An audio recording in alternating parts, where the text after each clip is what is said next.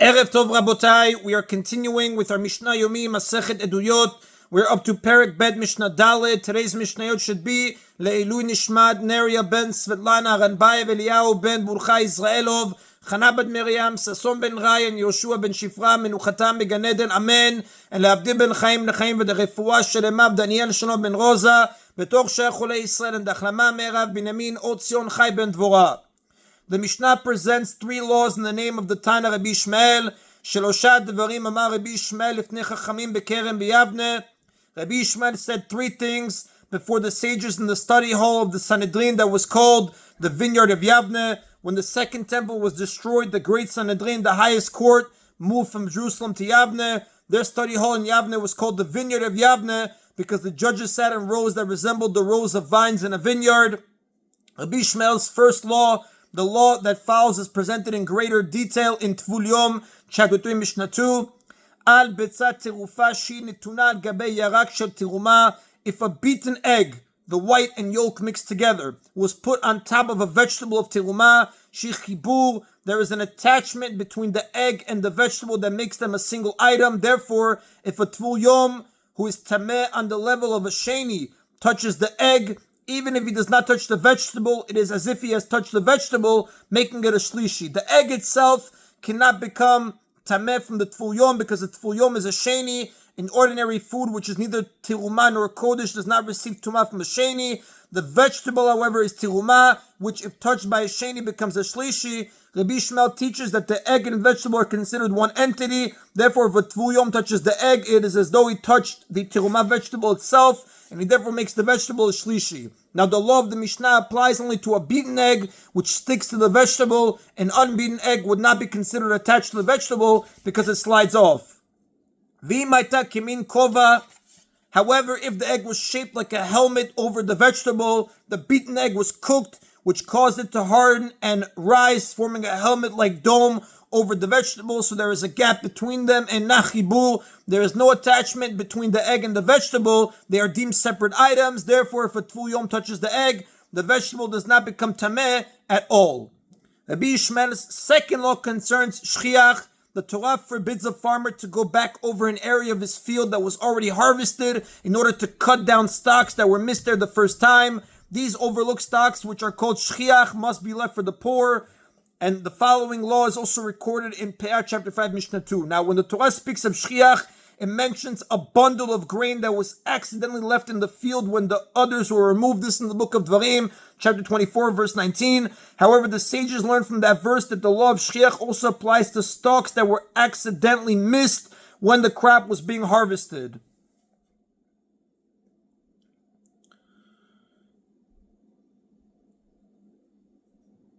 Now the Mishnah says, "V'al shibolet shebakatzir." If a stalk of grain was overlooked and left standing in a harvested section of the field, the roshah magia lakama, but its tip can reach an area of standing grain that was not yet harvested. The stalk is tall enough that when bent over, it reaches a section of the crop that has not yet been harvested. Im niktsara im akama. The law is that if it can be grasped and harvested together with the standing grain, Harei shel bal habayit, it belongs to the owner of the field, meaning the owner does not have to leave it for the poor because it is not shchiach. Regarding shchiach, the Torah in the book of Dvarim, chapter 24, verse 19 states, "You shall not turn back to take it," which indicates that a stalk is considered shchiach only when the owner has to go back in order to cut it. In our case, however, where the remaining stalk can be cut together with a section of standing grain that has not yet been harvested, the owner does not have to go back for it. Rather, he can proceed in his usual manner, and when he harvests that section of standing grain, he can also cut the leftover stalk. Therefore, the stalk is not classified as forgotten. V'im lav, but if it cannot be grasped and harvested together with the standing grain, harei shel aniyim, it belongs to the poor, for it is shchiach. Rabbi Ishmael's third law relates to kelei kerem, mixtures of the vineyard. The Torah in the book of Dvarim, chapter 22, verse 9, forbids planting grain or grains near a grapevine. There's a difference between the law of a few solitary vines and the law of a vineyard, which consists of at least 5 vines planted in a certain pattern, discussed in Kilayim chapter 4, Mishnah 6. Grain needs to be distanced only 6 tvachim, 1 amah from a solitary vine, but it must be distanced 4 amot from each vine in a vineyard.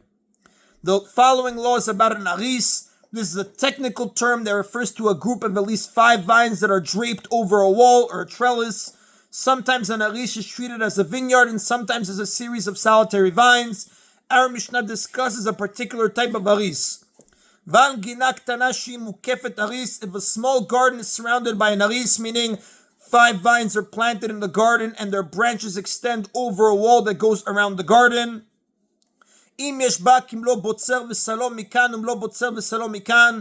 law is that if there is enough space in the garden for a grape harvester to stand with his basket, 2 amot, one for the harvester, one for the basket on this side, and enough space for another grape harvester to stand with his basket on the opposite side, so that the vines on the opposite sides of the garden are at least 4 amot apart. This would be diagram A in the art scroll elucidated.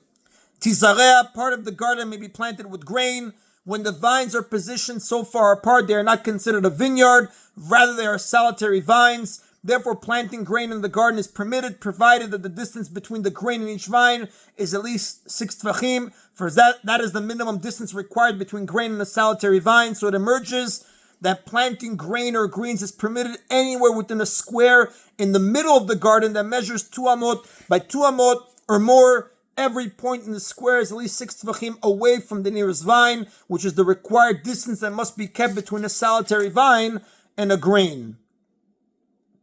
However, if there is not so much space in the garden, it may not be planted with grain at all, meaning if there is less than 4 amot between vines on opposite sides of the garden, the vines are close enough to be considered a vineyard. Planting grain is therefore forbidden everywhere in the garden, because grain must be kept 4 amot away from the vines in a vineyard, and this entire garden between the vines is less than 4 amot wide. And that is that of Mishnah Dalet.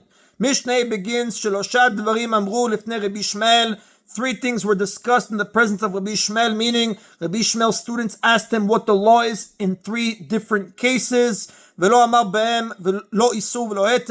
he did not comment on them, neither in favor of prohibition nor in favor of permission. He did not rule in any of these cases because the law is not always the same. It changes depending on the circumstances. Upershan Rabbi Yoshua ben Mattia. Then Rabbi Yoshua ben Mattia explained them, meaning he clarified the circumstances in which the matter is prohibited and in which it is permitted.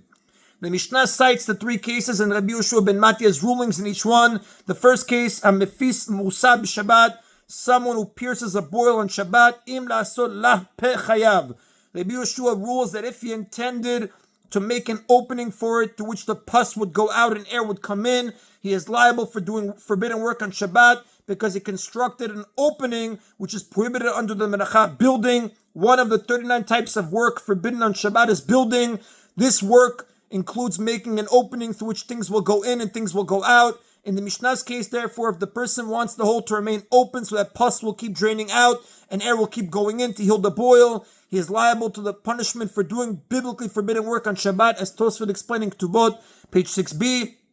V'im le'otzi mimena lecha patur. But if he intended only to remove the pus from it and he does not care whether the hole closes up immediately afterward, he is not liable. He intended only to remove the pus that was inside the boil at the time.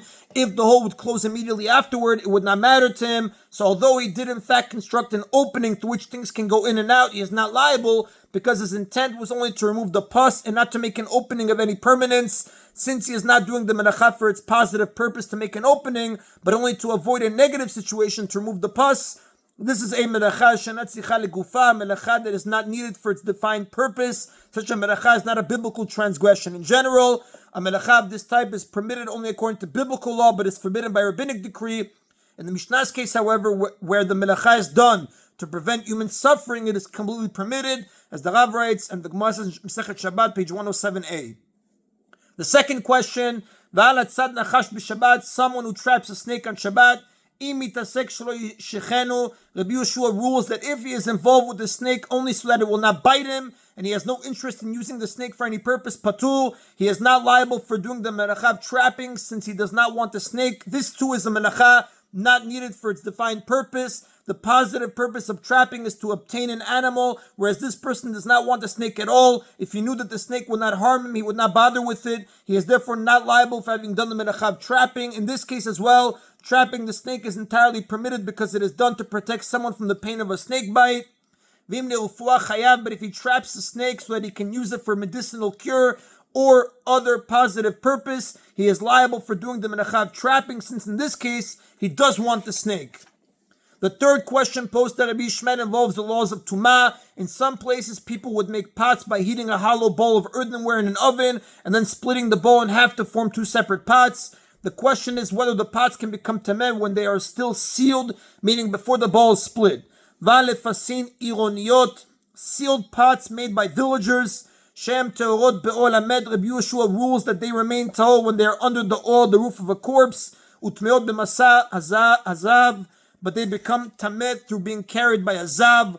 While the pots are still stuck together, they cannot become tameh by means of oil, because tumat oil is transmitted to an earthenware vessel only if it has an opening and not if it is completely closed. However, if a zav moves the attached pots, they do become tameh, because this form of tumat transmission works even with earthenware vessels that are closed.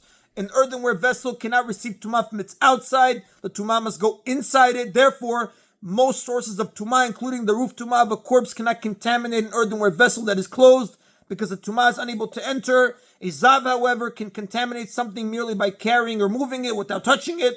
Since he spreads tumah through movement alone, a zav can make an earthenware vessel tameh by moving it, even if it is closed and tumah cannot enter it. It would still make it tameh. Atana disagrees. Rabbi Elazar ben Tzadok omer. Rabbi Elazar ben Tzadok says, Af b'masa zav teorot, they are teor even when they are carried by a zav, because they are not yet completely formed. The work on the two pots is not finished until they are separated. As unfinished vessels, they cannot receive tumah at all. According to this Tana, the two pots are not finished until they are separated from each other. Rabbi Yoshua, on the other hand, considers them finished once they have been heated and hardened in the oven, even before they are separated. In his view, each pot can be compared to a jug with a stopper in its mouth, which is certainly capable of becoming tameh. And the Rav tells us, "Ve'en halacha Rabbi Elazar bar Tzadok." The halacha does not follow the opinion of Rabbi Elazar bar Tzadok. Ela levonan bekivshan hu gamar melachtan. Rather, the hardening, the heating in the oven is the completion of the work. Hilkach mitamot b'masa zav. Therefore, they become impure through being carried by a zav. If you look kodem shechalkan, even before they were split. And that is an Abotai of today's Mishna Yomi. Baruch Adonai leolam. Amen v'amen.